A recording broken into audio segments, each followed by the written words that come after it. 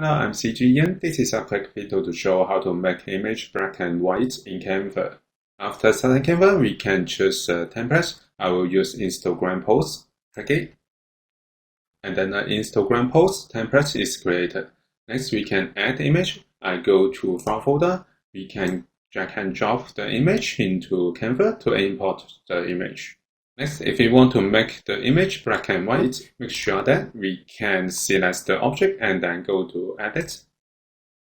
And then we can go to Image and find Filters, click CO, and then go down to Mono. We can have few options to make image black and white. Click it to apply. So the image is changed to black and white color. And we can adjust the intensity to adjust the black and white effects. So this is how we can make image black and white in Canva. Thank you for watching this video. Hope this helped. Please subscribe this channel. More video will be shared with you. I'm cgian. See you in the next video. Bye bye.